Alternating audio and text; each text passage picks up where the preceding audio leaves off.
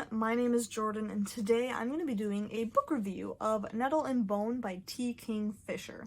This is an adult fantasy book where our author takes kind of standard or classic fairy tale tropes, I guess, like the fairy godmother and, the princess marrying the prince and just kind of standard fairy tale themes and kind of twist them up a bit. We follow our main character, Marra. She is a princess of a small kingdom. She's the youngest of 3 sisters, and her older sister is married off to the prince of a neighboring kingdom, and this kingdom is much bigger than theirs, and they kind of agreed to this marriage to keep the peace between their 2 kingdoms. Once her sister is pregnant and about to have the baby, she kind of goes to visit her and the baby and finds out that her husband is abusing her sister.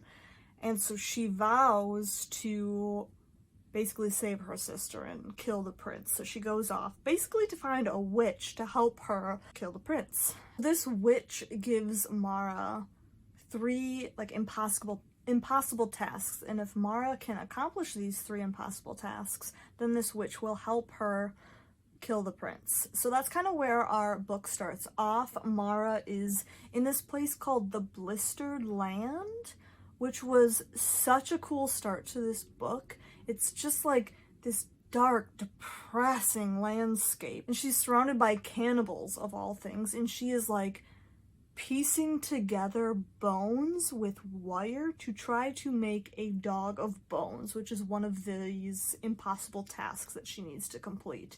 And it was so cool. It was the first chapter. It was like 8 pages long, and it just set such a dark scene, and I loved it. But then we get into the second chapter, and we're kind of like thrown into the past, and we're learning about Marra and who she is, and like how she got from just being a princess to being where she is in this blistered land. And it was like, okay, backstory, it's relevant, you kind of need to know this information to understand the story, kind of slow. And then, so that was like 50 pages of just like, backstory, which was important to the story. And then I was like, okay, finally, we're like a good chunk in, we're back into like the adventure portion. But she just like leaves the Blistered Land and like doesn't come back, and I'm just like, what? I wanted more of that. I wanted to know more about this place. I felt misled. I felt like we got this really cool setting, we didn't get a lot of answers about it, and then she just up and left and the story takes place elsewhere, and I was like, can we please go back there? Like, I want to know more.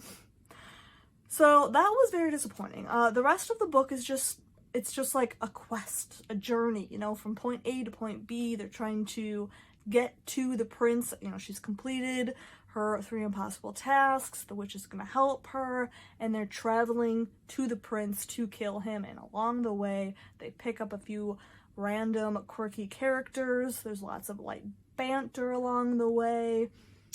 And it was just an average read. This book is like less than 300 pages.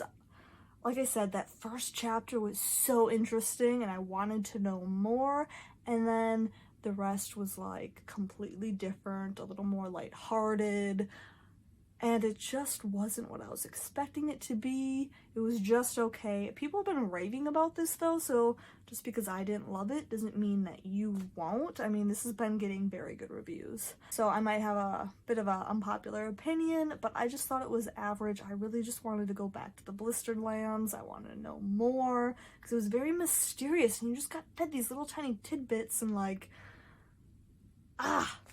it was so cool. And then I found out there's an author's note in the back where the author is talking about how this started off as a short story that sort of developed over the years, and it makes sense because I think that first chapter was a huge part of the short story that she wrote, and that is what I loved. So I should look up the short stories, what I should do. So I was a little disappointed about this book. It wasn't like horrible, it just didn't blow me away, and it wasn't really what I was expecting it to be, especially, like I said, that first chapter.